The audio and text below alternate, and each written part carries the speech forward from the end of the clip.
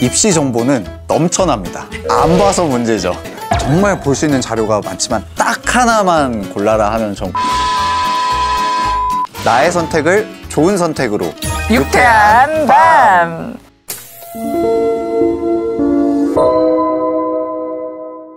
안녕하십니까? 사람을 통해 세상을 바꾸는 행복한 교육자 황순찬입니다.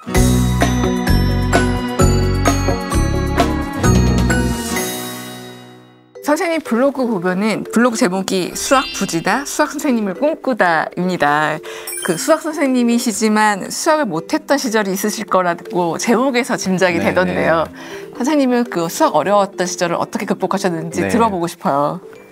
그러니까 요즘 안 쓰는 말이죠. 수학 부지다 진짜 옛날에 쓰던 말인데 그러니까 수학을 못했던 학생이었어요. 그러니까 사실 공부를 못했던 학생이었어요. 여러 계기로 이제 공부를 하게 됐었는데 언제부터 하신 거예요? 그럼 공부를 좀 했다 싶을 때가? 중2, 중3부터 그 전까지는 게임하고 축구하고 농구하고 막 그런 남학생이었는데 좀 선생님이 되게 좋은 영향을 주셨어요. 그래서 제가 이제 교사를 꿈꾸게 됐었는데 그때 선생님이 얘기를 해주셨던 게 사실 기초가 없으면 해도 변화가 없잖아요. 해도 변화가 없는 게 공부다. 그러니까 성적이라는 게 인풋을 하면 아웃풋이 쭉 나오는 게 아니라 정체 구간이 있다. 그렇지만 언젠가 점프가 생긴다. 꾸준함을 잃지 않으면 언젠가 이 상승폭을 경험할 거고 그러면 공부가 늦게 된다. 이런 얘기를 해주시고 저는 그때 그 말을 진짜 믿었어요. 2년 동안 성적 변화가 없었는데 중3 이제 졸업하기 직전에 성적이 팍 오르더라고요. 사람이 인풋을 하는데도 변화가 없으면 방법의 회의감을 느껴요. 그래서 보통 선생님 공부를 어떻게 해요? 제 방법이 틀린 것 같아요. 이런 얘기들 많이 하잖아요. 성적 변화가 없더라도 그동안 지속해온 꾸준함을 유지하는 게 일단 선행되어야 된다. 이렇게 좀 말씀드리고 싶습니다. 이번에 그 교육 기정이 바뀌었어요. 내신과 수능 두 마리 토끼 다 잡을 수 있는 수학 공부법도 알려주시면 도움이 될 것 같아요. 기존에는 수학 1, 2의 공통 과목에 미적분 또는 기하 또는 황유가 통계 이 세 개 중에 하나를 선택해서 보는데 대부분의 현재 자연계 학생들은 미적분이나 기하 둘 중에 하나를 선택해서 수능을 보거든요.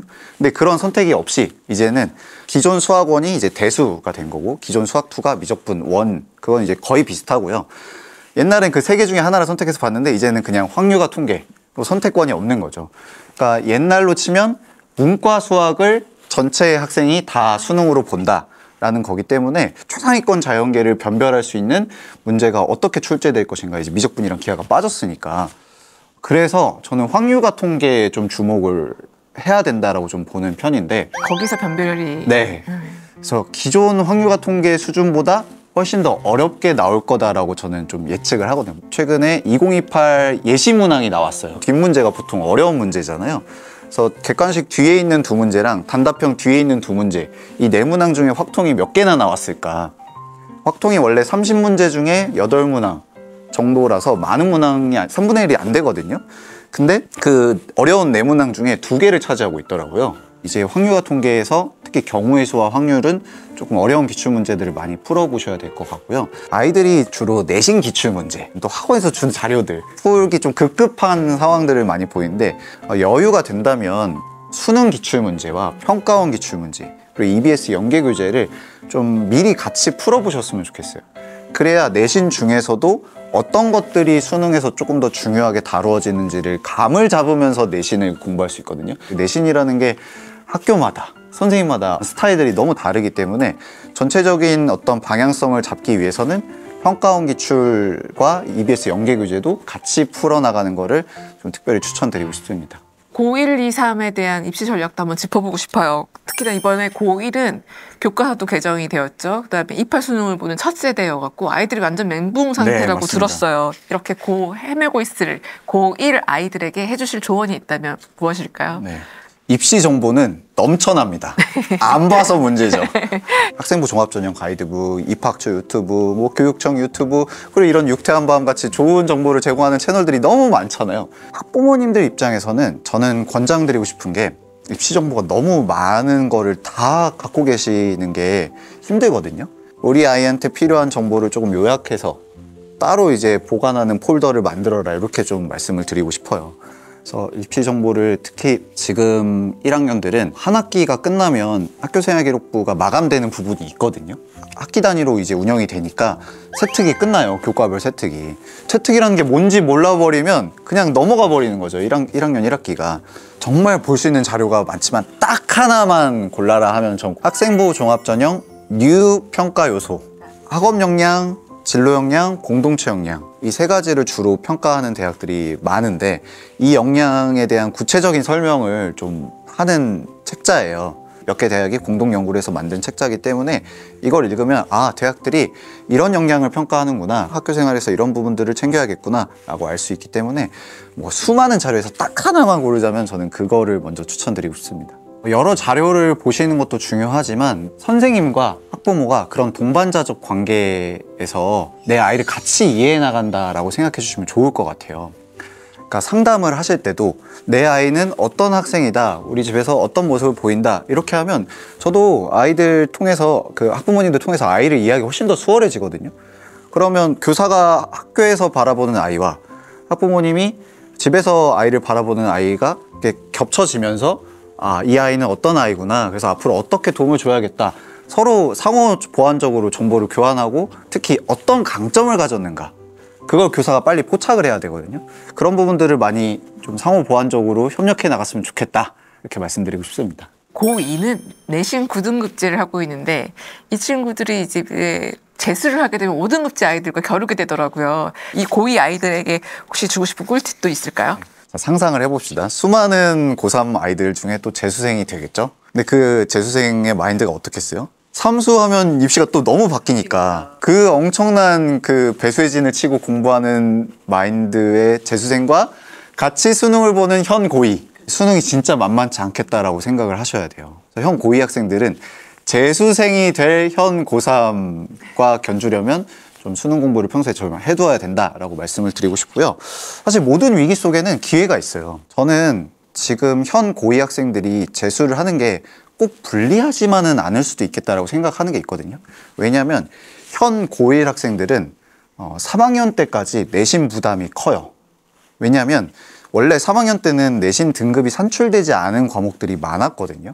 그래서 상대적으로 내신을 챙긴다는 부담이 조금 덜해집니다, 보통. 근데 지금 현 고1 학생들은 3학년 때까지 계속 내신 등급이 산출되거든요, 대부분의 과목이. 그러니까 마지막까지 내신을 챙겨야 되는 부담이 있는 거예요. 어떻게 보면 고2 학생들도 입시는 바뀌지만 그런 재학생들과 좀 겨루는 부분이 있기 때문에 오히려 유리할 수도 있지 않나? 생각하기 나름인 것 같고 또 본인이 노력하기 나름일 것 같습니다.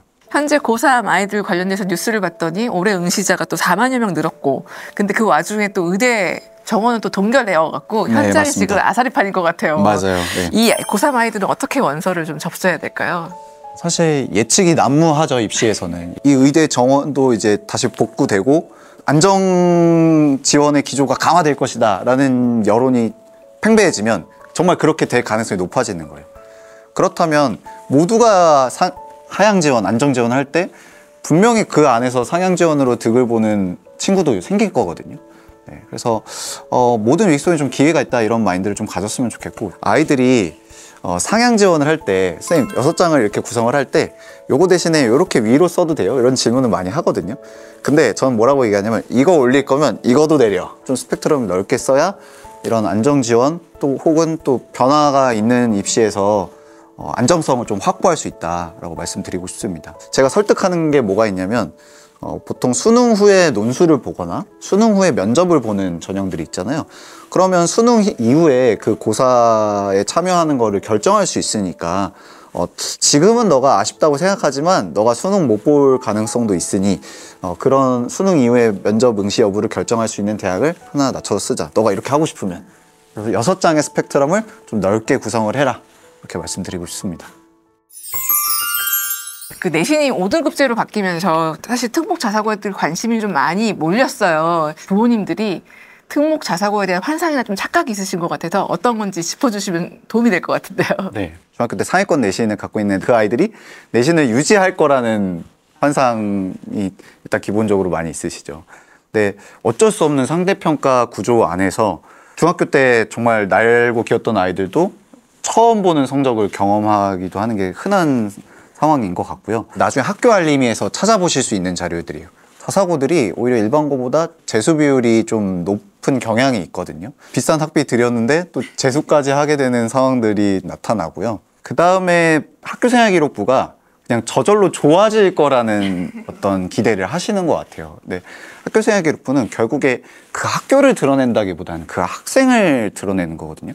학생이 어떻게 보여주는 게 없으면 교사로서 관찰할 수 있는 게 제약이 있고, 그러면 기재할 수 있는 근거가 없는 거예요. 그래서 학생이 결국에 어떤 퍼포먼스를 보이고 그래야 교사 관찰을 통해서 이제 생기부가 좋아지는 건데, 그냥 자사고에 가면 생기부가 좋겠지라고 생각하시는 것도 위험할 수도 있다고 좀 말씀드리고 싶습니다. 아무래도 이제 학비를 많이 내시는 만큼 학부모님들 입장에서는 우리가 아이를 학교에 맡긴다, 이렇게 좀 생각하시는 것 같아요. 물론 학교에서 아이들을 책임지고 교육하는 부분도 있지만 학부모님도 교사와 아이를 함께 성장시킨다, 이렇게 관계를 형성해 주시면 좋을 것 같습니다. 고등학교부터 대학 입시가 시작된다고들 얘기를 하시니까 일반고 갈지 뭐 자사고, 특목고 갈지 고민들 많이 하시거든요. 그 결과가 내가 예상했던 것만큼 나오지 않으면 이거 고등학교 어떡하지? 다른 데 가야 되나? 이렇게 괴로운 심정이 들 때 어떻게 돌파구를 찾아보면 좋을까요? 내가 일반고를 선택했든 자사고를 선택했든 지나간 선택에 대해서 우리가 자꾸 후회하는 스탠스를 취하면, 특히 학부모님께서 아이들의 그런 마음에 같이 동조를 해주시면 아이한테 사실 핑계거리를 제공하는 게 되거든요. 그래서 나는 여기 왔기 때문에 이렇게 된 거야, 이렇게 무너지기 쉬운데, 지금 환경에서 할 수 있는 게 무엇인가에 좀 주목을 했으면 좋겠습니다. 자사고라고 무조건 유리한 것도 아니고 또 일반고라고 무조건 내신다는 게 또 유리하지 않을 수도 있는 거거든요. 저희 학교의 장점과 단점이 뭐냐면 학교 프로그램이 많다, 그게 장점일 수도 있는데 누군가한테는 단점이 되거든요. 그러니까 참여만 하면 그냥 나열식이 되는 거죠. 근데 적절하게 본인한테 필요한 걸 참여하고 그걸 확장시켜 나간다면 그게 또 기회가 될 수 있는 거고요. 그러니까 이게 주어진 것이 누군가한테 장점이 될 수도 있고 누군가한테 단점이 될 수도 있어요. 그래서 학교 프로그램이 없으면 그게 내가 만들어서 하면은 상당히 주도성을 보일 수 있는 기회거든요. 아이들도 그렇고 학부모님들도 아이가 자신이 한 선택에 대해서 그것이 최선의 선택이 될 수 있도록 노력해 나가는 것이 중요하다, 이런 쪽으로 독려를 해주시면 좋을 것 같습니다. 실제로 자사고에서도 아이들이 그 대입의 유불리를 좀 따져갖고 학업을 중단하고 뭐 검정고시로 가거나 또는 다른 일반고로 갑자기 전학을 가는 일들이 좀 비일비재. 빈번하죠. 빈번해요. 네. 거의 모든, 아마 다른 자사고도 마찬가지일 것 같은데요. 1학년 때 거의 모든 반에서 전출생이 발생합니다. 거의 모든 반에서 발생하고요. 안 가는 반이 더 적을 거예요. 그래요? 네. 근데 이제 한 가지 아셔야 될 건 있습니다. 이제 입시공학적인 측면일 수도 있는데, 만약에 내신이 1학년 때 안 좋았는데 전출을 가서 갑자기 내신이 좋아졌다고 해볼게요. 그러면 사정관이 그걸 어떻게 볼까요? 갑자기 얘가 내신이 4등급 되었는데 갑자기 뛰었어. 뭐지? 학적 이동을 볼 수도 있거든요. 학교 이름은 볼 수 없지만 네, 그런 것도 참고가 될 수도 있기 때문에 저는 입시공학적인 것을 이유로 전출을 가는 것은 조금 더 조심스럽게 해야 된다라고 보는 편이에요. 학교폭력 그런 문제와 관련해서 전출 전입을 이제 하는 것들은 좀 그럴 수도 있다고 생각하는데, 대학을 더 잘 가기 위해서 전출입이나 자퇴를 하는 거는 조금 더 신중한 게 의견을 많이 구해봐야 된다라고 생각이 듭니다. 선생님께서는 학교를 비롯해서 이제 EBS에서도 지닥삼당 맡고 계신데요. 선생님이 학생들에게 늘 강조하는 어떤 말씀이 있으실 것 같아서 들어보고 싶습니다. 네. 일단 뭐 학습적인 측면에서는 꾸준함을 좀 강조하고 싶고요. 그다음 입시 측면에서는 본인의 강점을 강화하는 방향으로 전략을 좀 설계하라, 이렇게 얘기를 하고 싶어요. 제가 상담을 할 때 이 학생의 강점을 파악해서 이 학생의 강점을 강화시켜 줄 수 있는 방안들을 제시하는 게 제 상담의 나름의 목표거든요. 근데 보통은 학생이나 학부모님이나 약점에 주목을 많이 하세요. 근데 약점을 지울 수 있는 가장 확실한 방법은 뚜렷한 강점으로 가리는 겁니다. 그래서 사정관들이 학생부 종합전형에서 뽑을 때, 서류평가를 할 때 이래서 참 좋은 학생이네, 얘는 이런 강점이 있네, 그러니까 주로 그런 긍정적인 부분 뽑을 이유를 찾으려고 하거든요. 만약에 얘가 전과목은 조금 별론데 뭔가 수학 내신이 되게 좋고 수학 세특에서도 수학적인 역량이 많이 부각이 돼, 그러면 이 학생이 설령 공학 계열이나 자연과학 계열 뭐 다른 계열을 준비했다라고 하더라도 수학 과학적인 속성이 강한 학과에 조금 더 유리할 수 있다는 거죠.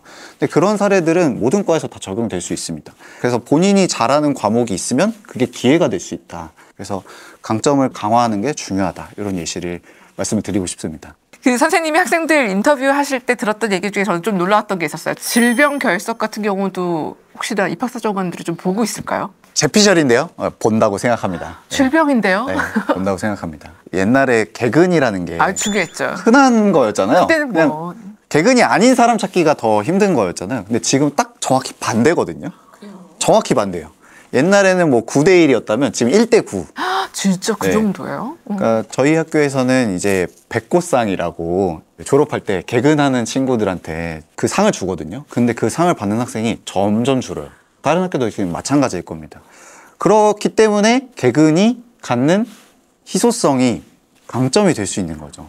대학들이 간담회나 설명회나 뭐 이런 자리에서 이제 비언어적인 부분을 조금 느끼잖아요. 이들이 오피셜하게 말하기는 부담스러운데, 왜냐면 질병 결석 우리 안 좋게 봅니다 라고 할 수가 없죠. 왜?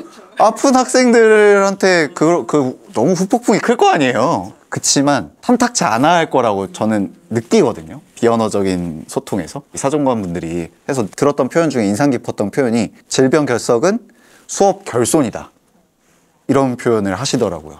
물론 아프면 어쩔 수 없죠. 건강관리도 학습에서 되게 중요한 부분이다라고 좀 말씀드리고 싶습니다. 대학에서 서류평가에서 볼 수 있는 항목 자체가 줄었어요. 수상이라든가 독서 활동 사항이라든가 이런 것들이 빠졌으니까 남아있는 게 상대적으로 중요해진 거죠. 근데 개근이 희소한데 얜 개근이야? 이러면은 눈에 띄는 거죠, 그런 게. 저희 이 영상 시청하고 계실 저희 유쾌한밤 시청자들을 위한 응원의 말씀 부탁드릴게요. 네, 학부모님 설명회를 갔었습니다. 학부모님 한 분이 옆에서 계속 한숨을 쉬시는 거예요. 이걸 아이한테 어떻게 전달해야 되지? 우리 아이가 집에서 지금 이러고 있는데 어떻게 해야 되지? 그런 게 느껴지는 한숨이어가지고 좀 많이 안타까웠습니다. 그렇지만 그런 노력의 과정들이 결국에 나중에 아이들이 알아주더라고요. 우리 부모님이 그래도 나를 위해서 이렇게 같이 공감해 주시고 이런 정보도 알아봐 주시고 하는 것들에 대해서 아이들이 언젠가 알아주는 것도 저는 많이 목격을 했습니다. 이 입시도 아이를 알아갈 수 있는 기회, 또 좋은 관계로 만들어 나갈 수 있는 기회라고 생각합니다. 응원하겠습니다. 오늘 선생님 모시고 그 자사고 선택에 관련된 이야기도 들어보고요. 그리고 현재 어려움이 많은 우리 고1, 고2, 고3 아이들에 대해서 입시 전략 어떻게 짜야 되는지도 들어봤는데요. 도움이 되셨길 바랍니다. 오늘 나와주셔서 감사합니다. 감사합니다. 감사합니다.